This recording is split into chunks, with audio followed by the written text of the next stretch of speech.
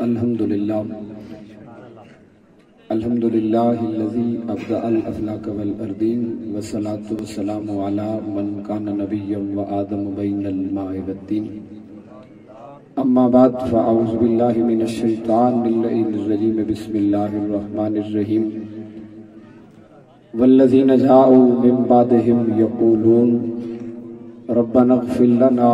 ولإخواننا الذین سبقونا بالایمان آمنت باللہ صدق اللہ مولانا العظیم ان اللہ وملائکتہ یصلون علی النبی یا ایہا الذین آمنوا صلوا علیہ وسلموا تسلیما الصلاۃ والسلام علیک یا سیدی یا رسول اللہ وعلی آلک واصحابک یا سیدی یا حبیب اللہ الصلاة والسلام علیک یا سیدی یا شفیع المذنبین وعلی آلک واصحابک یا سیدی یا خاتم النبیین بندہ پروردگارم امت احمد نبی دوستدار چار یارم تابع اولاد علی مذہب حنفیہ دارم ملت حضرت خلیل خاک پائے غوث اعظم زیر سایہ ہر ولی صدیق عکس حسن کمال محمد است فاروق ذل جاہ جلال محمد است عثمان ضیاء شمع جمال محمد است حیدر بہار باغ خصال محمد است صلی اللہ تعالی علیہ وآلہ وسلم جس سہانی گھڑی چمکا طیبہ کا چاند اس دل افروز ساعت پہ لاکھوں سلام فتح باب نبوت پہ بے حد درود ختم دور رسالت پہ لاکھوں سلام اندشیشے جلا جل دمکنے لگے جلوریزی دعوت پہ لاکھوں سلام کھائی قرآن نے خاک گزر کی قسم اس کفے پاک کی حرمت پہ لاکھوں سلام جن سے کھاری کوئیں شیرہ جاں بنے اس زلال حلاوت پہ لاکھوں سلام الغرض ان کے ہر منہ پہ لاکھوں درود ان کی ہر خو و خصلت پہ لاکھوں سلام ان کے ہر نام و نسبت پہ نامی درود ان کے ہر وقت و حالت پہ لاکھوں سلام کاش معاشر میں جب ان کی آمد ہو بھیجے سب ان کی شوکت پہ لاکھوں سلام اور جس نے ختم نبوت پہ پہرا دیا ایسے خاتم کی تربت پہ لاکھوں سلام اللہ رب ذوالجلال کی حمد و ثنا اور حضور ختمی مرتبت امام الاولین والآخرین قائد المرسلین خاتم النبیین احمد مجتبی جناب محمد مصطفیٰ صلی اللہ تعالی علیہ وآلہ واصحابہ وبارک وسلم کی پاک بلند عزت رفعت اور شان والی بارگاہ میں ہدیہ درود و سلام عرض کر لینے کے بعد انتہائی عزت و تکریم کے لائق جمیع حاضرین و سامعین دور و نزدیک سے تشریف فرما ہونے والے عقیدہ ختم نبوت کے محافظوں میرے آقا کریم علیہ الصلوۃ والسلام کی عزت اور عظمت کے لیے اپنی جانیں نچھاور کرنے والے حضور کے غیرت مند غلاموں انتہائی عزت اور تکریم کے لائق بالخصوص میرے برادر عزیز خطیب اہل سنت حضرت علامہ مولانا قاری محمد آصف صاحب اور دیگر حاضرین و سامعین آج کی یہ پاکیزہ مجلس محترم جناب محمد نذیر صاحب جو بھائی ہیں ماسٹر محمد شعیب صاحب اور محمد حفیظ صاحب کے اور محترم نذیر صاحب کے بچوں نے محترم جناب محمد عظمت صاحب اور محمد ضیافت صاحب نے اپنے والد محترم کے ختم چہلم کے سلسلے میں اس خوبصورت تقریب کا انعقاد کیا کریم رب کی بارگاہ میں دعا ہے کہ میرے مالک صدقہ سیدہ کائنات کی چادر تطہیر کا اور اس خاک کا جس خاک پر سیدہ کائنات کے در کی سواریاں گزری ہیں، اس خاک کے پاکیزہ ذروں کا صدقہ، اور جس خاک پر میرے محبوب کے صحابہ کی سواریاں گزری ہیں، اللہ اس مقدس خاک کا صدقہ ان کے والد محترم کی بخشش فرما کے ان کے درجات کو بلند فرمائے، ان کی آخرت کی جمی منازل آسان فرمائے۔ آپ جتنے آباء یہاں پہ حاضر ہیں، ہم میں سے جن کے والدین دنیا سے جا چکے ہیں، مالک صدقہ سرکار کے والدین کریمین طیبین طاہرین کا ہمارے والدین کی بھی مغفرت فرمائے۔ جن کے زندہ ہیں اللہ حضور کی میلاد کا صدقہ ان کے والدین کا سائے عطفت تادیر اپنی اولاد کے سروں پہ قائم و دائم فرمائے۔ میں نے اپنے مجوزہ عنوان پر گفتگو کے لیے قرآن پاک کی جو آیہ مبارکہ کا حصہ تلاوت کیا، ارشاد خداوندی ہے والذین جاءوا من بعدہم یقولون، وہ لوگ جو بعد میں آئے، یقولون وہ کہتے ہیں، ربنا اغفر لنا، اے ہمارے رب ہماری مغفرت فرما، وَلِإِخْوَانِنَا الَّذِينَ سَبَقُونَا بِالْإِيمَانِ، اور یا اللہ ہمارے ان بھائیوں کی مغفرت فرما جن کے سینوں میں ایمان کا نور تھا، جن کی گردنوں میں تیرے محبوب کی غلامی کا پٹا تھا، جو ہم سے پہلے اس دنیا سے جا چکے ہیں۔ یا اللہ ہم مومن ان مومنوں کے لیے مغفرت کی دعا کرتے ہیں، مالک ان کی مغفرت فرما۔ یہ وہ پاکیزہ عمل ہے جو عمل امام الانبیاء کے صحابہ نے کیا۔ اللہ نے صحابہ کے اس عمل کو، صحابہ کے اس کردار کو قرآن کا حصہ بنا کر میرے اور آپ کے عقیدے کو واضح کر دیا کہ اگر کوئی پوچھے کہ ایصال ثواب کیوں کرتے ہو تو اس کا جواب یہ ہے کہ یہ وہ عمل ہے جو مصطفیٰ کے صحابہ نے کیا ہے، یہ وہ عمل ہے جو قبلی والے کے صحابہ نے کیا، اور رب کو یہ عمل اتنا محبوب ہوگا کہ اللہ نے صحابہ کے اس عمل کو اپنی لاریب کتاب قرآن کا حصہ بنا دیا ہے۔ ایصال ثواب کیا ہے اور مرنے والے کو اس کی کتنی ضرورت ہے؟ لوگ تو کہتے ہیں اس کی ضرورت کوئی نہیں۔ امام الانبیاء کی حدیث امام بہقی نے شعب الایمان کے اندر ذکر کیا کہ امام الانبیاء نے فرمایا مل میت فی القبر الا کالغریق المتغوث، کہ میت کو جب قبر میں دفن کیا جاتا ہے، دفن کرنے کے بعد آل و عیال، محبت کرنے والے، چاہنے والے آبادی سے اٹھا کر جب ویرانے میں پھینکتے ہیں،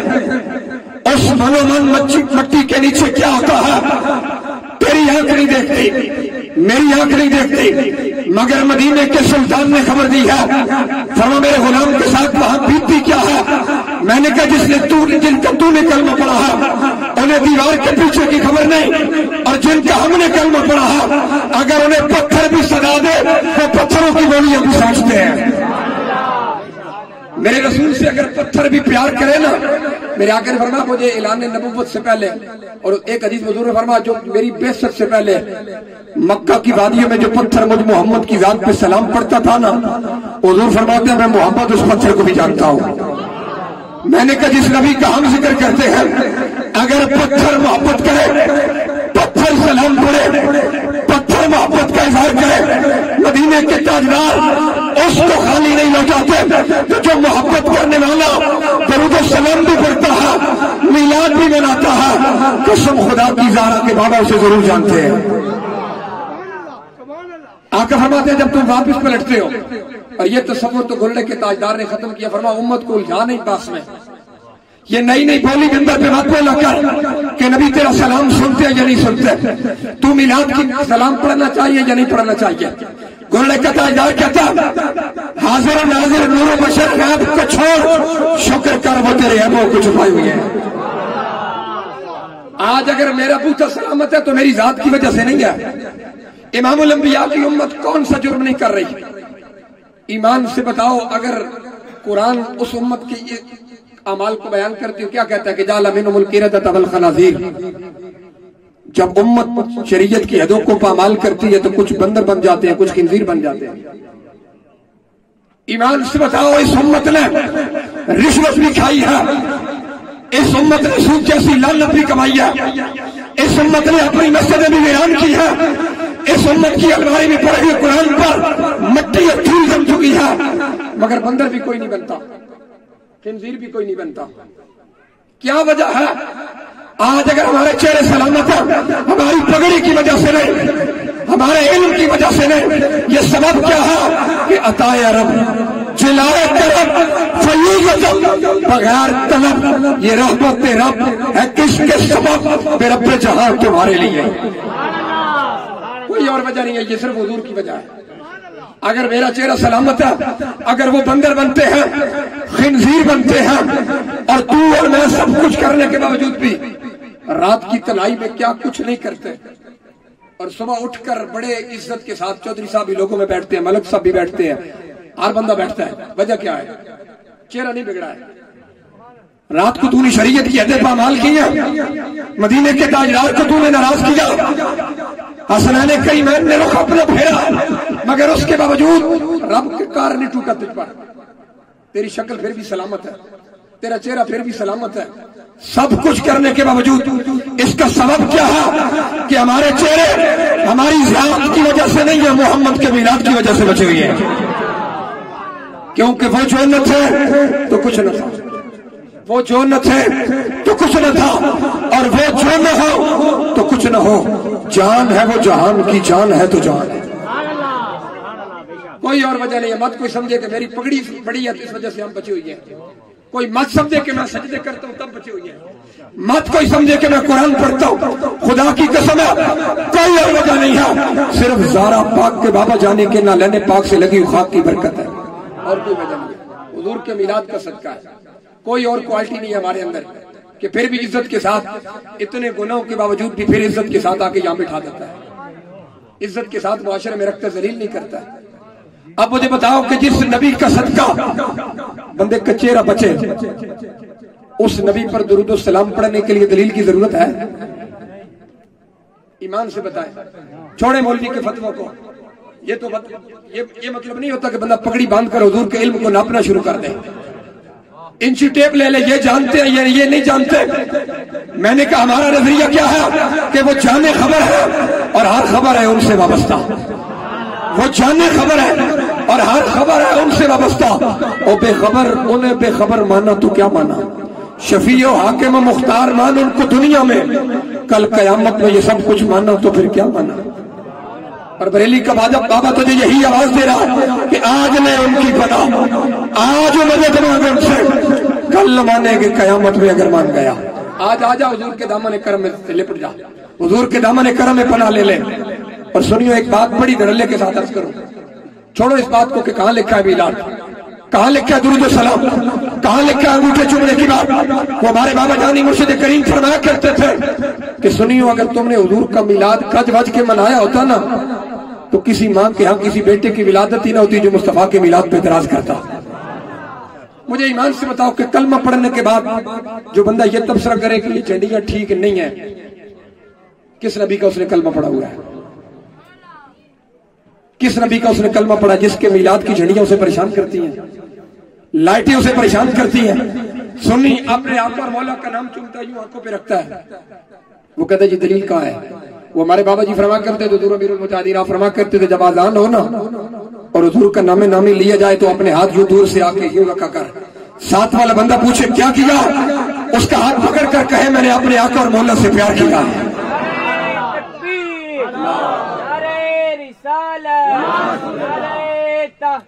حق چاریا یا علی، اگر کوئی پوچھے اسے کہو میں بغیر دلیل کے درود و سلام بھی پڑھتا ہوں اور بغیر دلیل کے مصطفیٰ کا میلاد بھی مناتا ہوں۔ کلمہ پڑھنے کے بعد کسی دلیل کی ضرورت ہی نہیں ہے، تو دلیل مانگتا ہے۔ صحابہ کے وجود کے ٹکڑے ہو گئے، انہوں نے تو دلیل کوئی نہیں مانگی۔ تیرا میرے جسم کی حیثیت ہی کیا ہے؟ اس خاک برابر بھی نہیں ہے جس خاک پر ان کی سواریوں نے ایک پاؤں رکھا ہے۔ جس دین پر بیٹھ کر تم اور میں تبصرہ کرتے ہیں نا کہ جی میری رائے یہ ہے، میں نے کہا کسی کی رائے کی کوئی حیثیت نہیں ہے دین میں. اب میں بڑی پگڑی باندھ لوں تو میں کو میری رائے کی کیا حیثیت ہے؟ کوئی حیثیت نہیں ہے. بات وہی ہے جو میرے آقا اور مولا نے فرما دی ہے، بس اس کے اگلی بات کوئی نہیں ہے. اور تو میں عرض کر رہا تھا گولے کا تاجدار کہتے ہیں حضور کے علم کو ناپ نہ کر، حضور کے علم کو تولا نہ کر. کبھی بیٹھ کے صحابہ کے بارے میں ڈسکس کرتا ہے، کبھی حضور کی اہل بیت کو لے کے بیٹھ جاتا ہے. وہ ہمارے بابے ہمیں بتا گئے کہ اگر وقت ملے نہ اہل بیت تولنے کے قابل ہے نہ مصطفیٰ کے صحابہ تولنے کے قابل ہے. مصطفیٰ کی آل بھی میں مثال ہے، کملی والے کے صحابہ بھی میں مثال ہے. نہ اس کائنات میں مصطفیٰ کی آل جیسی کسی کی آل ہے، نہ اس کائنات میں مصطفیٰ کے ابو بکر عمر جیسا کسی کا ابو بکر عمر ہے. بات خبر ہے. ہمارا دو ٹوک موقف ہے اس میں کوئی بھائی کہ وہ ہمارے بابا جی فرما کے کہ نشبم نشب پرستم کہ حدیث خواب گویم چو غلام آفتابم ازما آفتاب گویم. نہ اسی کالے نہ ساڑیاں گلاں کالیاں، اسی چمکتے محبوب دے غلام اور ساڑیاں گلاں میں بھی چمک موجود ہے. حضور کے صحابہ کے پاؤں سے لگنے والی خاک کو بھی ہمارا سلام. اور جس خاک پر سیدہ کائنات کی بکریاں گزر گئی، کائنات اس خاک کا مقابلہ بھی نہیں کر سکتی ہے. بات ختم ہے. تولنا نہیں ہے وہاں پر، وہاں جس نے تولا اور جو عقل کا ترازو لے کے نکلا وہ ابو جہل بنا ہے. اور جس نے عشق کے بازار میں اپنا سودا کیا ہے وہ کعبے کی چھت پہ کھڑا ہوا محمد عربی کی عزت کا پہرےدار بلال بنا ہے. بات یہاں پہ آ کے ختم ہوتی ہے. جس نے مانا ہے اس نے پھر مار بھی کھائی ہے. اس نے نہیں کہا حضور دلیل چاہیے، آپ کا کلمہ پڑھنا چاہتا ہوں دلیل چاہیے، یہ کرے وہ کرے، بغیر دلیل کے مانا. تو میں عرض کر رہا تھا کہ جب قبر میں بات میری دور نکل گئی، منو من مٹی ڈال کر رشتہ دار واپس پلٹتے ہیں، بیٹیاں دیواروں سے سر ٹکراتی ہیں، ہائے یتیم ہو گئے، بیٹے آنسو آتے آئے باپ کا سائے شفقت سے محروم ہو گئے، بھائی کہتے ہماری قبر ٹوٹ گئی، مگر قبر کی اس چار دیواری میں لیٹنے کے لیے کوئی تیار نہیں. اولاد کی محبت کی بڑی بات ہوتی ہے. بندہ اولاد کے لیے حلال اور حرام کی تمیز بھی نہیں کرتا ہے، رات دن بھی نہیں دیکھتا ہے، لیکن اولاد اتنی محبت کر جائے تو بڑی بات ہے کہ اپنے ہاتھوں سے غسل دیتی ہے، اپنے ہاتھوں سے کفن پہنا کر آبادی سے اٹھا کر ویرانے میں پھینکاتی ہے. یہ محبت ہے اولاد کی. حفیظ جلندری مرحوم نے کہا تھا نا کہ جہاں قطرے کو ترسایا گیا ہو وہیں ڈوبا ہوا پایا گیا ہو، اور سپرد خاک ہی کرنا تھا مجھے تو پھر کاہے کو نہلایا گیا. حفیظ آل سخن کب مانتے تھے؟ بڑی مشکل سے منوایا گیا ہو. یہاں تو ویسے بھی بات سنیوں کی بات ویسے بھی بڑی عجیب ہے، یہ تو مرنے کے بعد ہی مانتے ہیں. اب ساری دنیا کہتی ہے وہ ویل چیئر والا بابا بڑا غیرت مند تھا. میں نے کہا جس وقت وہ تجھے اپنے نبی کی عزت کی آواز دے رہا تھا اس وقت تو تم نکلتا نہیں تھا. ویسے بھی ہمارا مزاج ہے ہم مرنے کے بعد ہی چادریں چڑھاتے ہیں. زندگی میں کسی کی قدر کر لیں، زندگی میں قدر کر لیں انسان کی، مرنے کے بعد تو پھر پچھتاوا ہی ہوتا ہے. تو میں عرض کر رہا تھا حفیظ جلندری کا یہ تصور تھا کہ جہاں قطرے کو ترسایا گیا ہو وہیں ڈوبا ہوا پایا گیا ہو، اور سپرد خاک ہی کرنا تھا مجھے تو پھر کاہے کو نہلایا گیا ہوں. حفیظ جلندری کہتے ہیں لوگوں مٹی ڈالنی تھی، غسل کیوں دیا ہے، کفن کیوں پہنایا ہے، خوشبو کیوں لگائی ہے. کتنے لوگ ہیں یہاں پہ زندہ جو کپڑے کے لیے ترستے ہیں، میت والا کپڑا ان کو دے دو. زندہ کتنے لوگ ہیں جنہیں خوشبو نہیں ملتی، انہیں دے دو. لیکن کیا حکم ہے شریعت کا؟ اسے غسل بھی دو، کفن بھی پہناؤ، خوشبو بھی لگاؤ. کیوں؟ یہ تصور تھا حفیظ جلندری کا کہ جہاں قطرے کو ترسایا گیا وہی ڈوبا ہوا پایا گیا ہوں، اور سپرد خاک ہی کرنا تھا مجھے تو کاہے کو نہلایا گیا ہوں. اس تصور کو گھوڑنے کے تاجدار میرے علی شاہ عقیدہ ختم نبوت کے محافظ کے پوتے نے نصیر الدین نے جواب دیا، فرمایا حفیظ تیری بات ٹھیک ہے مگر تو جانتا نہیں آگے ایک منزل آنے والی ہے، اس منزل کی تیاری کروائی جا رہی ہے. آگے ایک منزل آنے والی ہے، اور وہ منزل کیا ہے؟ کس لیے غسل دیا جا رہا ہے، کس لیے کفن پہنایا جا رہا ہے، کس لیے خوشبو لگائی جا رہی ہے. اور یہاں پر کندھوں پر اٹھا کر عزت کے ساتھ آگے رکھا جاتا ہے، ساری دنیا پیچھے، وہ آگے ہے. اور پھر جب قبر میں رکھتے ہیں تو شریعت کا حکم ہے کہ میت کو رخ کرو قبلہ کی طرف. ایسی ہے کہ نہیں ہے؟ وجہ کیا ہے؟ اس کا سبب کیا ہے؟ گلے کا تاجدار کہتا ہے میں بتاتا ہوں کہ غسل کیوں دیا جاتا، میں بتاتا ہوں کہ کفن کیوں دیا جاتا، میں بتاتا ہوں کہ خوشبو کیوں لگائی جاتی ہے، اور میت کے رخ قبلہ کی طرف کیوں کیا جاتا ہے. وجہ یہ ہے کہ نظر بعالم پاکیزگی پڑے ان پر. نظر بعالم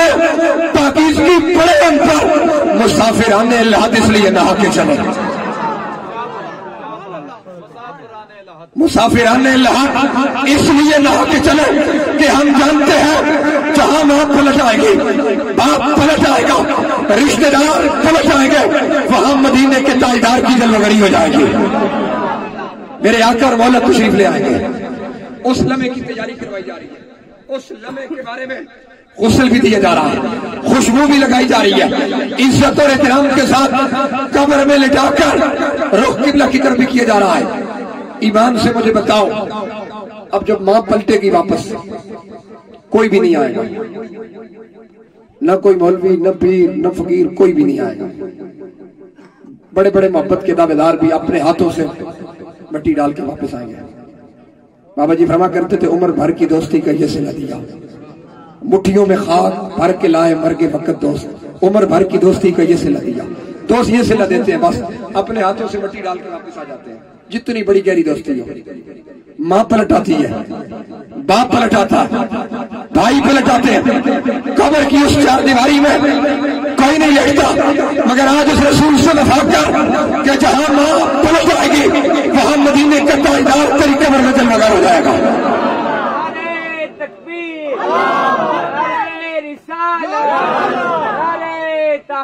حق جاریہ یا علی تاجدار ختم نبوت ہاتھوں کو اٹھا کر جس نبی نے قبر میں آنا یہ نعرہ لگا تاکہ قبر میں آئے تو کہے کہ محمد نذیر صاحب کا چیلن تھا میں تو ان کی ختم نبوت کا نعرہ لگاتا رہا تاجدار ختم نبوت آواز آنی چاہیے یہ پہاڑ گونجنے چاہیے حضور کی ختم نبوت کا اعلان ہے تاجدار ختم نبوت تاجدار ختم نبوت تاجدار ختم نبوت میں آگے عرض کرتا ہوں آپ کو یہ وہ ذکر ہے جو بلند کرتا ہے وہ کانسٹیبل بھی ہو نا تو آل نظر کی آنکھ کا تارا بن جاتا ہے یہ وہ ذکر ہے جو اس ذکر کے ساتھ جڑ جاتا ہے تو میں عرض کر رہا تھا جب ماں پلٹ آتی ہے عزیز رشتہ دار پلٹ آتے ہیں محبت کرنے والے جب واپس پلٹ آتے ہیں تو مدینے کے تاجدار کی جلوگری ہوتی ہے اور پوچھا جاتا ہے محدثین نے لکھا قبر میں 3 سوال ہوں گے مر ربوں کا ما دینوں کا ما کنت تقول فی حق حاضر رجل امام بخاری کہتے ہیں 2 سوال نہیں ہوں گے ایک ہی سوال ہوگا ایک ہی سوال ہوگا حضور کے بارے میں اور اگر ہو بھی گئے 2 پہ فیصلہ نہیں ہونا ہے فیصلہ حضور کی ذات پر ہوگا آقا اور مولا سامنے ہوں گے پوچھا جائے گا اس تاریخ قبر میں آنے والے بتا ان کے بارے میں تیرا نظریہ کیا ہے ان کے بارے میں تیری سوچ کیا ہے ان کے بارے میں تیرا عقیدہ کیا ہے اور اگر ہوا وفادار ہوا میلاد منانے والا ہوا درود و سلام پڑھنے والا ہوا اپنے آقا کے نام پر انگوٹھے چومنے والا تو تڑپ کر کہے گا فرشتوں ان کے بارے میں پوچھتے ہو سرور کہوں کہ مالک و مولا کہوں تجھے سرور کہوں کہ مالک و مولا کہوں تجھے باغ خلیل کا گل زیبا کہوں تجھے تیرے تو بس عیب تنائی سے ہے بری حیراں ہوں میرے شاہ کیا کیا کہوں تجھے لیکن رضا نے ختم سخن اس پہ کر دیا خالق کا بندہ اور خالق کا آقا کہوں تجھے حضرت فرماتے حضور بس میرے پاس تو الفاظ ہی نہیں ہے آپ کی ذات تو بہت بڑی ہے اتنا ہی کہہ سکتا ہوں آپ رب کے بندے ہیں اور مخلوق کے آقا ہیں اور اگر غلام ہوا نا تو تڑپ کر حضور کے قدموں میں گرے گا غلام ہوا وفادار ہوگا حضور کی عزت کی بات سن کر تڑپتا بھی رہا مسکراتا بھی رہا اپنی زندگی میں حضور کی عزت کا پہرا دیتا رہا حضور کی ختم نبوت کا نعرہ لگاتا رہا حضور کی عزت کا پہرا دینے والوں کے ساتھ کھڑا ہوتا رہا تو پتہ قبر میں کیا کہے گا وہ کس انداز میں قبر میں جائے گا کہتا ہے قبر میں جب سرکار آئے تو میں ان کے قدموں پہ گرا یہ ہر بندہ نہیں کہہ سکتا میں آگے آپ یاد کرتا ہوں کچھ بندوں کو قبر میں حضور کی پہچان ہی نہیں ہوگی اس وقت سے ڈرا کر کے جب وقت آ جائے کہ قبر میں تو حضور کو پہچان ہی نہ سکے اور میدان حشر میں جب تو جائے اور حضور اپنے رخ زیبا پھیر لے تو میں تو جانتا ہی نہیں ہوں تجھے کیونکہ تیرے پاس تو وقت ہی نہیں تھا میری عزت کی بات کرنے کا تیرے پاس تو وقت ہی نہیں تھا میری ختم نبوت کا نعرہ لگانے کا تیرے پاس تو وقت ہی نہیں تھا تو میلاد پہ نقش جوڑتا رہا تجھے تو میلاد بھی پریشان کرتا رہا میلاد کا جلوس بھی پریشان کرتا رہا میلاد کی جھنڈیاں بھی پریشان کرتی نہیں پتا نا پھر مجھ سے کیا لینے آیا؟ بتا رہا ہوں وقت آنا ہے، وہ وقت آنا ہے. اور اگر غلام ہوگا اور غازی ممتاز حسین قادری جیسا دیوانہ ہوا جو کانسٹیبل ہو کر جو مصطفیٰ کی عزت کا جس نے پہرا دیا، اور ممتاز قادری کسی عام بندے کا نام نہیں ہے، ممتاز قادری کسی پولیس والی وردی پہننے والے کا نام نہیں ہے. ممتاز قادری امام الانبیاء کی عزت کے لیے تختہ دار پر جھول کر آقا کی عزت کا پہرا دے کر حضور کی عزت کا نعرہ لگانے والے کا نام ممتاز حسین قادری ہے. یا رسول اللہ، یا لبیک لبیک یا رسول، ہاتھوں کو اٹھا کے لبیک لبیک یا رسول اللہ، لبیک لبیک لبیک یا رسول اللہ، لبیک لبیک لبیک یا رسول اللہ. ممتاز قادری بڑے بڑے پولیس افیسر بھی مر گئے، بڑے بڑے جنرل اور کرنل بھی مر گئے، مگر ان کی قبروں کا نشان کوئی نہیں جانتا ہے. مگر اسلام آباد میں چلے جائیں، بارکو کی دھرتی پر لیٹا ہوا دہلیز مصطفیٰ کا فقیر، اس کی قبر چمک رہی ہے، اس کا روزہ بھی چمک رہا ہے، اس کے مزار پر انوار پر قرآن پڑھنے والوں کی آمد بھی ہے، درود و سلام پڑھنے والوں کی آمد و رفت کا سلسلہ بھی جاری ہے. میں نے اقبال سے پوچھا، اقبال ایک کانسٹیبل ہو، پولیس کی وردی میں ہو، پولیس والوں کے تو لوگ قریب سے نہیں گزرتے، ممتاز قادری کی قبر پر پھولوں کی پتیاں کیوں ہیں؟ تو اقبال نے کہا اس کی وجہ نمبرداری نہیں ہے، اس کا سبب یہ ہے کہ یہ محمد عربی کی وفاداری ہے، یہ حضور کی عزت کا پہرے دار ہے. اقبال کہتا تجھے سمجھ نہیں آئی، اس کی وجہ کیا ہے کہ کی محمد سے وفا تو نے، کی محمد سے وفا تو نے، تو ہم تیرے ہیں، یہ جہاں چیز ہے کیا لوح قلم بھی تیرے ہیں. یہ حضور کی وفاداری کی وجہ سے. لاہور میں ایک لیٹا ہے جسے دنیا غازی علم الدین کہتی ہے، جانتے ہیں، نام بھی سنا ہوگا. 1929 سے وہ لیٹا ہے میانی صاحب کے قبرستان میں، چوبرجی چوک میں. لاہور کا ڈی ایچ اے کا قبرستان بھی ہے، وہاں تو قبریں اتنی بوسیدہ ہے کہ حاضری کے لیے کوئی نہیں آتا. وہاں بڑے بڑے لوگ لیتے ہیں جو اربوں کے مالک تھے، مگر ان کی اولاد نہیں آتی. مگر جب بھی لاہور جانے کا اتفاق ہو، دل کرتا ہے کہ غازی علم الدین کو سلوٹ کرے. 17 سال کا وہ نوجوان، آقا کی عزت اور عظمت کا پہرا دینے والا، ترکھانوں کا بیٹا، میانی صاحب کے قبرستان میں لیٹ کر دنیا کو یہ بتا رہا ہے کہ عزت سرداری سے نہیں ملتی، عزت محمد کی وفاداری سے ملتی ہے، عزت مصطفیٰ کی وفاداری سے ملتی ہے، عزت حضور کی نوکری سے ملتی ہے. 17 سال کا وہ نوجوان ہے، شادی نہیں کی ہے، اولاد بھی نہیں ہے. یا تو اولاد نہیں آتی، سال کے بعد، 2 سال کے بعد، 4 سال کے بعد اولاد بھول جاتی ہے. مگر غازی علم الدین کا روزہ، غازی ممتاز حسین قادری کے روزے کی چمک یہ بتا رہی ہے کہ عزت چاہتے ہو تو کملی والے کی عزت کا پہرا دے کر حضور کی عزت کا نعرہ لگا کے دنیا سے تو چلا جاؤ. جب تو جائے گا آسمان کے ستارے بھی سلام کریں گے، زمین کے ذرے بھی سلام کریں گے. دورے حاضر میں آپ نے نہیں دیکھا قبلہ بابا جی کو، حضور امیر المجاہدین کو نہیں دیکھا. وہ بندہ جو ویل چیئر پر تھا، پانی کے گلاس کے لیے وہ محتاج تھا، 2 فٹ کے فاصلے پر وہ پانی نہیں پکڑ سکتا تھا. مگر مینار پاکستان کے اس کے جنازے میں 1,70,00,000 بندہ غیروں کی رپورٹ کے مطابق آیا ہے. 1,70,00,000 بندہ. میں کہتا ہوں دنیا کی دولت خرچ کر دے اتنے بندے لے آئے. وہ بابا جی اپنی زندگی میں فرما گئے تھے کہ بڑے جنازے حکمرانی کی وجہ سے نہیں، محمد کی غلامی کی وجہ سے ہوتے ہیں. بڑے جنازے حکمرانی کی وجہ سے نہیں، محمد کی غلامی کی وجہ سے ہوتے ہیں. اور وہ فقیر بتا گیا ہے کہ اگر کملی والے کی عزت کا پہرا دے گا دنیا میں بھی عزت مل جائے گی، اور حشر کے دن تو پھر میرے آقا اور مولا تجھے نوازیں گے. وہ منظر تو پھر ہوگا ہی دیکھنے والا، کیونکہ آپ فرماتے تھے کہ حشر کو ہوگا یہ معلوم کہ جیتا کون اور ہارا کون. اور ہوگا کیا کہ ہم سوئے حشر چلیں گے شاہ ابرار کے ساتھ، ہم سوئے حشر چلیں گے شاہ ابرار کے ساتھ. قافلہ ہوگا رواں، قافلہ سالار کے ساتھ. یہ تو طیبہ کی محبت کا اثر ہے، ورنہ کون روتا ہے لپٹ کر در و دیوار کے ساتھ. اور اے مظہر ہم بھی سنیں گے کوئی نعت رنگین، گر ہو گئی ملاقات شاعر دربار کے ساتھ. یہ تو حضور کی محبت کی بات ہے. جسے یہ محبت نصیب ہو گئی، جو اس دہلیز کا فقیر ہو گیا، جس نے ہم نے آ کر مولد سے وفا کر لی۔ میں عرض کر رہا تھا حدیث پاک کے قبر میں پوچھا جائے گا، میں پھر پلٹتا ہوں اپنی بات کی طرف، پوچھا جائے گا ان کے بارے میں کیا کہتا رہا۔ وہاں کچھ لوگوں کے بارے میں نے یہ بھی پڑھا ہے حدیث کے اندر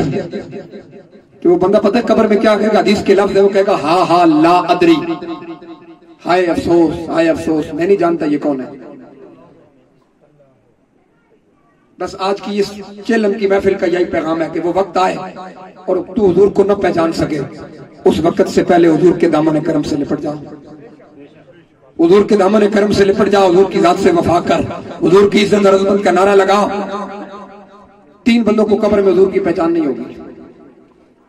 یہ بھی حدیث پاک ہے۔ 3 بندے قبر میں حضور کو نہیں پہچان سکتے۔ ایک کھلا کافر جس نے کفر کیا، وہ قبر میں حضور نے آنا ہے، وہ نہیں پہچان سکے گا۔ ایک منافق، اور جی وہ بھی ٹھیک ہے یہ بھی ٹھیک ہے، میں نے کہا ٹھیک وہ نہیں ہے، ٹھیک یہی ہے، ٹھیک ہے یہی ہے جو یا رسول اللہ کا نعرہ لگا رہے ہیں، ٹھیک وہی جو حضور کی ختم نبوت کی بات کر رہے ہیں۔ سارے تو ٹھیک نہیں نہ ہو سکتے، ٹھیک تو ایک ہی بندہ ہو سکتا، ٹھیک وہی ہے جن کے عقیدے میں ابو بکر بھی ہے اور جن کے عقیدے میں مولا علی بھی ہے، ٹھیک وہ ہے جن کے عقیدے میں عمر کی صلابی بھی ہے اور جن کے عقیدے میں سیدہ پاک کے بچوں کا حیا بھی ہے۔ سارے ٹھیک نہیں ہو سکتے، یہ پکی بات ہے، سارے نہیں ٹھیک سے، ٹھیک وہی ہو سکتا ہے جو حضور کی عزت کا پیرا بھی دیتا ہے، حضور کے صحابہ اور حضور کی اہل بیت کو سلام بھی کرتا ہے۔ وہ بابا جانی سے ایک بندے نے پوچھا کہ مقام زہرا کیا ہے، میں دور نکل جاؤں گا وقت نہیں ہے اتنا۔ آپ سے کسی بندے نے پوچھا کہ مقام سیدہ کائنات کیا ہے، تو بابا جانی نے ایک جملہ فرمایا، اعلی حضرت نے تو بڑی بات کی نا کہ سیدہ زہرا طیبہ طاہرہ جان احمد کی راحت پہ لاکھوں سلام۔ اعلی حضرت فرماتے ہیں خون خیر الرسل سے ہے جن کا خمیر، ان کی بے لوث طینت پہ لاکھوں سلام، اور جن کا آنچل نہ دیکھا ماں عمیر نے اس ردائے نزاہت پہ لاکھوں سلام۔ اور سیدہ کائنات کی عظمت تو پھر میدان قیامت میں پتہ چلے گی نا، جب آدم کی بیوی حضرت حوا آئیں گی تو فرشتے پوچھیں گے مالک اجازت ہے گزار دیں، کوئی پروٹوکول کا اہتمام کرنا ہے، آواز قدرت آئے گی گزار دو۔ عیسیٰ کی اماں آئیں گی مریم، انبیاء کی ازواج آئیں گی، پوچھیں گے فرشتے یا اللہ کوئی اہتمام کی ضرورت ہے، آواز آئے گی گزار دو۔ فرشتے عرض کریں گے مالک تیرے حبیب کی بیٹی حسنین کی امی جان سیدہ طیبہ طاہرہ جناب فاطمہ الزہرا آنے والی ہیں۔ اللہ فرمائے گا فرشتوں رک جاؤ، فرشتوں رک جاؤ، آل معاشر کو یہ اعلان کر دو کہ اپنی نظریں جھکا لو، حتی تمرہ بنت فاطمہ، اپنی نگاہیں جھکاؤ تاکہ محمد کی بیٹی فاطمہ پل صراط سے گزر جائے۔ میدان قیامت میں بھی جس کا حیا کرنے کا حکم دیا جائے گا، اور میدان حشر میں جن کی آمد پر نگاہ جھکانے کا حکم ہوگا، وہ کوئی اور نہیں ہوگا، وہ میرے پاک نبی کی پاک بیٹی سیدہ زہرا ہوگی۔ یہ ہم سب کے ماننے والے ہیں، ہم سب کے نوکر ہیں۔ وہ بابا جی فرما کرتے تھے کشتی سے کروانا تو ہمارا مزاج ہی نہیں ہے، اہل سنت تو سب کو سلام کرتے ہیں، کسی کے بارے میں کوئی مسئلہ نہیں ہے۔ میں عرض کر رہا تھا 3 بندے نہیں پہچان سکتے، کافر نہیں پہچان سکتا قبر میں، منافق نہیں پہچان سکتا۔ منافق کا کیا، حضور کی عزت کا نعرہ بھی لگائے تو بعد میں کہ یار مولوی صاحب ٹھیک تھے لیکن یہ بات نہیں ٹھیک تھی۔ بھائی اگر نہیں بات ٹھیک تھی تو ابھی آپ کو یہ اختیار ہے، کوئی بات ہماری غلط ہو، شریعت اسلام کے خلاف ہو، آپ میں سے آپ بندہ سوال کرے، ہم جواب دینے کے پابند ہیں، کیونکہ اس پر بیٹھنا ہماری ذمہ داری ہے، اور یہاں پر حق بیان کرنا اور حق پہنچانا یہ ہماری مسلک کی ذمہ داری ہے۔ قیامت کے دن آپ سے بعد میں پوچھا جائے گا، ہمارا گریبان پکڑ کے پوچھا جائے گا کہ نہ ادھر ادھر کی بات کر، یہ بتا کہ قافلہ کیوں لٹا۔ ہمیں رازنوں سے غرض نہیں، تیری رہبری کا سوال ہے، تیری رہبری کا سوال ہے کہ حضور کی امت نے عزت بھی دی تھی، صوفے پہ بھی بٹھایا تھا،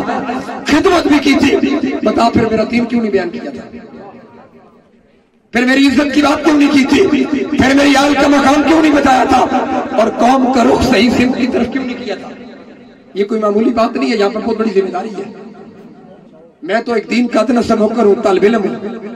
انہوں نے مجھے مفتی بھی کہہ دیا، میری یہ حیثیت ہی نہیں ہے، لیکن یہ میری اس یہاں پر بیٹھنے کی کچھ ذمہ داری ہے۔ منافق بندہ کہ حضور کا ذکر بھی سنے، حضور کا ذکر سننے کے بعد طبیعت میں ملالہ ہے، یہ بات ٹھیک تھی اور یہ نہیں ٹھیک تھی۔ میں نے کہا جب رسول اللہ کی عزت کی بات ہے تو ساری باتیں ٹھیک ہیں، رسول اللہ کے صحابہ کی بات ہے تو ساری باتیں ٹھیک ہے، جب مصطفیٰ کی آل کی بات ہے تو ساری باتیں ٹھیک ہیں۔ یہاں میں اپنی بات کروں، یہ میری بات ہے، تو تو بے شک آپ تھوک کے چلے جائیں مولانا جی تو اپنی گلا کر رہے ہیں، آپ اپنی ذات کو منواتے رہے کہ ہماری حیثیت کیا، ہماری کوئی حیثیت نہیں ہے، ہم کیا ساری خاک ساری کائنات بھی اس خاک برابر نہیں ہے جس خاک پر رسول اللہ کی سواریوں نے ایک بار اپنا پاؤں رکھا ہے، ساری دنیا کی عزت ہے اس خاک برابر نہیں ہے، منافق نہیں پہچان سکے گا، کافر نہیں پہچان سکے گا۔ تیسرا بندہ حضور فرماتا ہے جسے ساری زندگی میرے بارے میں شک رہا، آپ کچھ آئے تو کچھ لے کے جائیں، چیلم کی محفل کا مقصد یہ نہیں ہوتا کہ بندہ لنگر کھا کے چلا جائے اور آنے والوں کو منہ دکھا کے چلا جائے، یہ مقصد نہیں ہوتا، کچھ لے کر جائے، کچھ پیغام کچھ فکر لے کے جائے،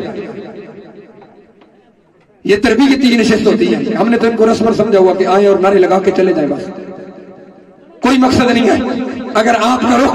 ٹھیک ہو گیا اور آپ کا رابطہ مدینے کے تاجدار سے مضبوط ہو گیا اور آپ کے دلوں میں حضور کی عزت اور عظمت کی بات پیوست ہو گئی تو آپ کے آنے کا مقصد بھی پورا ہو گیا، میرے آنے کا مقصد بھی پورا ہو گیا، خدا بھی خوش ہو جائے گا، مصطفیٰ بھی خوش ہو جائے گا۔ اور میں آپ کا ٹائم ضائع کر کے، کیونکہ میرا تو مزاج ہی نہیں ہے نہ میں سریلا خطیب ہوں، میں سادی سادی باتیں کرتا ہوں اور سادی سادی باتیں آپ سنیں، بس جو وقت مجھے دیا گیا میں اس کے دائرے میں رہ کے اپنی بات اختتام کی طرف لے کے جانا چاہتا ہوں۔ تیسرا بندہ مرتاب نہیں پہچان سکے گا جسے حضور کے بارے میں شک رہا، پتہ نہیں سنتے ہیں نہیں سنتے، پتہ نہیں اس عمل کا کوئی فائدہ بھی ہوتا ہے، یعنی پتہ نہیں یہ صالح ثواب انہوں نے کیا ہے یا پتہ نہیں حضور جانتے ہیں یا نہیں جانتے، یہ ساری باتیں یہ منافقت ہے، یہ شک ہے، یہ بندہ قبر میں حضور کو نہیں پہچان سکتا۔ اندازہ کرنا کہ جب قبر میں حضور کے بارے میں پوچھا جائے اور تو نہ پہچان سکے، یا میرے آقا اور مولا اپنا رخ پھیر لے ان دونوں باتوں سے بچ کہ تجھے حضور کی پہچان بھی ہو اور میرے آقا تجھ سے رخ اندر بھی نہ پھیرے، تو پھر کرنا کیا ہوگا؟ تجھے زندگی میں مدینے کے تاجدار سے وفا کرنی ہوگی، حضور کی عزت کی بات کرنی ہوگی،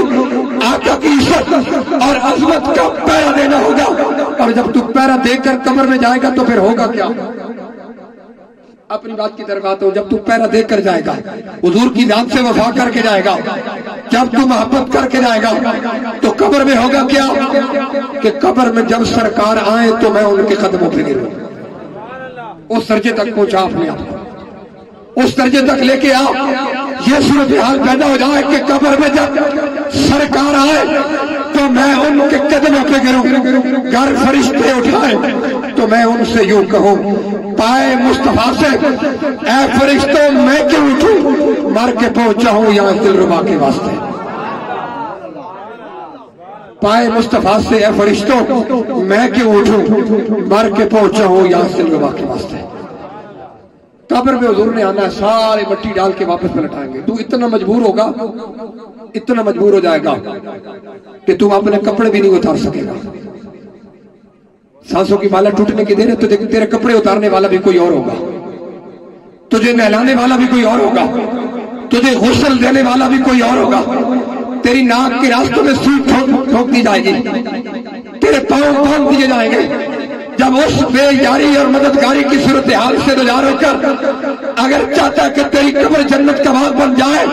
تو مدینے کے تاجدار سے وفا کر کے جا تاکہ تیری قبر جنت کا باغ بن جائے، کیونکہ عثمان غنی رضی اللہ تعالیٰ عنہ نے فرمایا کہ مومن کی قبر دو ہی باتوں میں سے ایک بات ہے،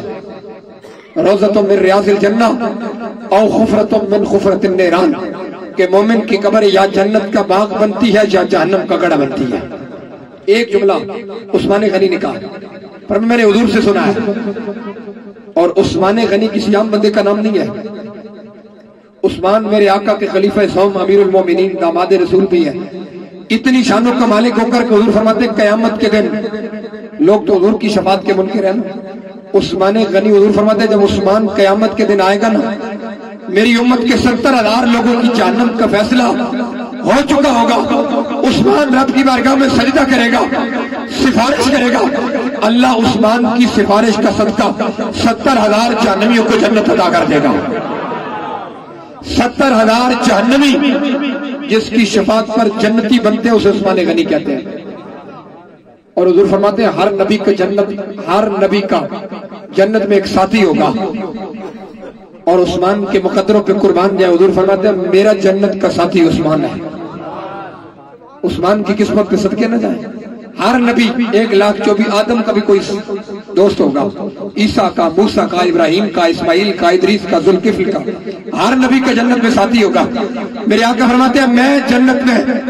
جس کے ساتھ آؤں گا وہ میرا ساتھی عثمان غنی ہوگا۔ اتنی شانوں کا مالک ہو کر عثمان غنی قبر پہ جاتے ہیں، آپ کی داڑھی مبارک آنسو سے تر ہو جاتی ہے، حالانکہ حضور نے جنت کی سرٹیفکیٹ بھی دی ہے۔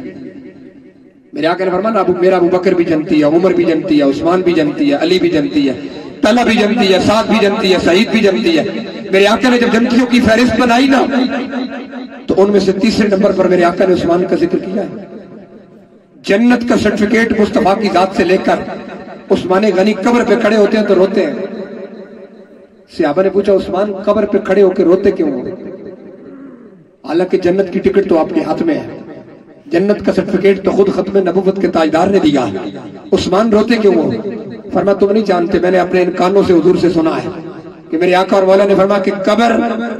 آخرت کی منزلوں میں سے پہلی منزل ہے، پہلی منزل ہے، یہاں پہچان ہوگی تو پھر حشر میں بات ہوگی نا۔ فرمایا میں نے حضور سے سنا ہے قبر آخرت کی منزلوں میں پہلی منزل ہے، جو محمد عربی کی ذات سے وفا کر کے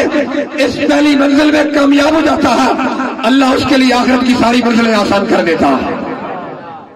اور جو پہلی منزل میں پھنس گیا، قبر کے اندر پھنس گیا، اس کی بچت کوئی نہیں، آگے پھر سارا رولا ہی ہے، آگے پھر سارے معاملات خراب ہی ہے، پھر جہنم کا گڑھا ہی بننا ہے۔ اور قبر چمک بھی مصطفیٰ کی وجہ سے، قبر جنت کا باغ بھی بنے گی تو مصطفیٰ کی غلامی کی وجہ سے۔ اور اس سے اگلی بات سن، یہ تو دنیا ہے نا، قبر میں پھر حشر کا میدان آئے گا، تو حشر کے میدان میں جس رسول کی عزت اور عظمت کی بات ہم نے کی ہے، حضور فرماتے ہیں جب حشر کا میدان ہوگا ہم اس نبی کا ذکر کیوں نہ کریں، اس نبی کی عزت اور عظمت کی بات کیوں نہ کریں، اس نبی کی ختم نبوت کا اعلان کر کے اس کے پہرے داروں کے ساتھ کیوں نہ کھڑے ہو۔ میرے آقا فرماتے ہیں جب قیامت کا دن ہوگا تو جہنم میدان حشر کے اندر آئے گا۔ جہنم آج تو وہ نعت پڑھتے ہوئے نعت خان بھی کہتا ہے مجھے جہنم کا خوف ہی نہیں ہے۔ میں نے کہا حضور کی تو دعائیں موجود ہیں، میرے آقا تو جہنم سے پناہ مانگتے رہے، تو کہتا ہے کیڑی جہنم دے کردہ ہے تذکرے، اتنا بے خوف اور اتنا بے باک ہو گیا۔ میں نے کہا رسول اللہ کی دعائیں موجود ہیں، حضور نے تعلیم امت کے لیے دعا مانگی یا اللہ جہنم سے پناہ دے، تعلیم امت کے لیے کہ میری امت جہنم سے پناہ مانگے، حضور کی دعائیں موجود ہیں۔ یہ کہتا ہے اسٹیج پہ کھڑے ہو کہ جہنم کی خوف ہی کوئی نہیں ہے۔ ہاں میں نے کہا خوف اگر نہ ہو، خوف ایک وجہ سے نہیں ہو سکتا تو ان کی عزت کا نعرہ لگا، خوف اس وجہ سے نہیں ہو سکتا جب ان تو کی ختم نبوت کا پہرا دے 70,000 لگامیں ڈالی ہوگی جہنم کو میدان حشر میں۔ میں آخری روایت عرض کر کے بعد اختتام کی طرف، جہنم میدان حشر میں آئے گی تو 70,000 لگامیں ہوں گی جہنم کو ڈالی ہوں گی، 70,000 رسیاں جس میں کہتے ہیں۔ پھر ہر 70,000 کے ساتھ 70,000 حلقے ہوں گے، جس کو پنجابی میں گڈ کہتے ہیں، گڈا۔ 70,000 رسیاں، پھر 70,000 حلقے، پھر ہر 70,000 کے ساتھ 70,000 فرشتہ مقرر ہوگا، وہ جہنم کو پکڑ رہا ہوگا۔ اس منظر کو دیکھنا، ماں بھی نہیں ہے، باپ بھی نہیں ہے، بیٹا بھی نہیں ہے، محبت کرنے والا کوئی رشتہ وہاں نہیں ہے، کیونکہ قرآن کہتا ہے ماں بھاگ جائے گی، باپ بھاگ جائے گا، بھائی بھاگ جائے گا۔ جہنم کھڑی ہے سامنے، ادھر جہنم کھڑی ہے، ادھر میرے آقا اور مولا کھڑے ہیں، حضور کھڑے ہیں۔ جہنم 70,000 رسیوں کے ساتھ، 70,000 حلقوں کے ساتھ 70,000 فرشتوں نے پکڑا ہوا ہے، اور جہنم دوڑنے کی کوشش کرے گی گناہگاروں کی طرف، جہنم دوڑے گی گناہگاروں کی طرف۔ آپ مجھے بتاؤ کہ وہاں کون روکے گا؟ حضور فرماتے ہیں کسی کے سجدے نہیں روک سکتے، کسی کی پیشانی پر بنا ہوا سجدے کا داغ نہیں روک سکتا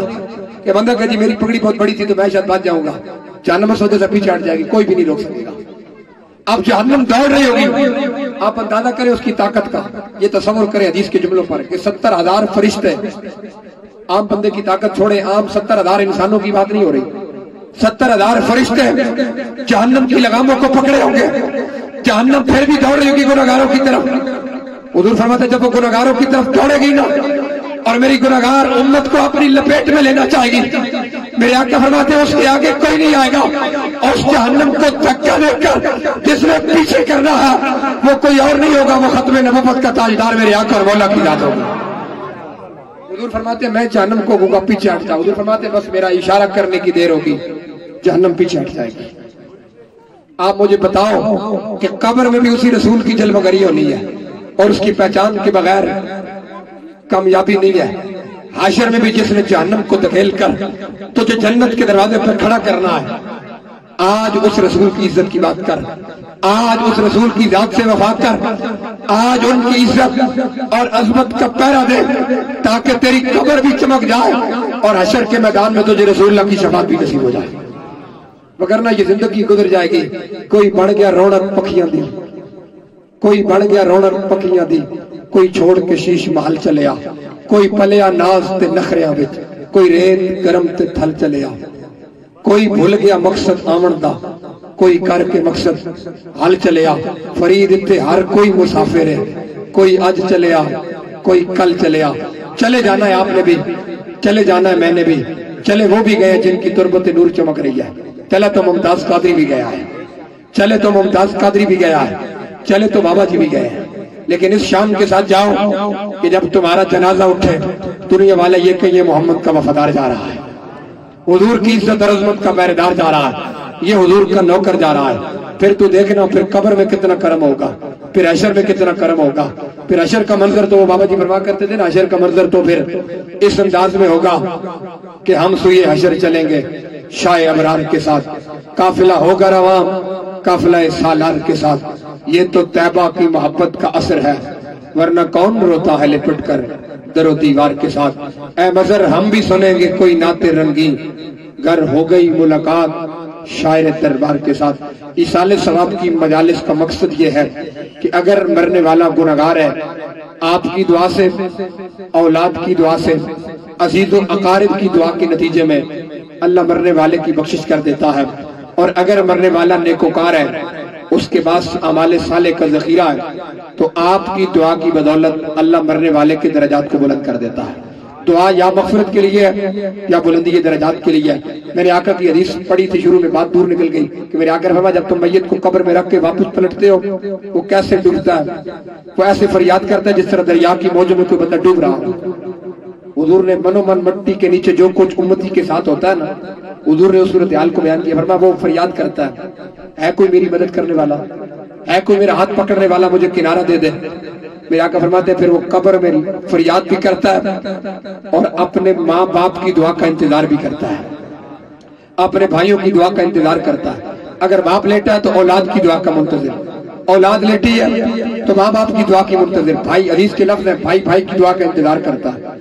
دوست دوست کی دعا کا انتظار کرتا ہے. اور جب وہ دعا مل جاتی ہے تو اسے کہا جاتا ہے کہ ایک طرف یہ دعا ہے اور ایک طرف یہ دنیا، اور جو کچھ دنیا میں تو کیا لینا چاہتا ہے. تو بندہ خدا تڑپ کر کہے گا مجھے دنیا نہیں چاہیے، مجھے اپنے عزیزوں کی یہ دعا چاہیے. اور میرے آقا فرمایا سب سے بہترین گفٹ، سب سے بہترین ہدیہ، سب سے بہترین تحفہ جو زندہ مردوں کو دے سکتے ہیں وہ کیا ہے کہ ان کی بخشش کے لیے دعا کیا جائے. تو دعا وہ عمل ہے جو محبوب کے صحابہ نے کیا، اور آج محبوب کے صحابہ کی گرد راہ پہ چلنے والے، ان کی گرد راہ کو لے کر اپنی منزل کی طرف جانے والے وہی عمل کر رہے ہیں جو محبوب کے صحابہ نے کیا. اللہ اس عمل کی بدولت جناب عظمت صاحب ضیافت صاحب کے والد محترم جناب محمد نذیر صاحب کی بخشش فرما کے ان کے درجات کو بلند فرمائے، ان کی آخرت کی جمی منازل آسان فرمائے. دوران گفتگو انسان ہونے کے ناطے اور دین کا ایک نوکر اور خادم ہونے کی حیثیت سے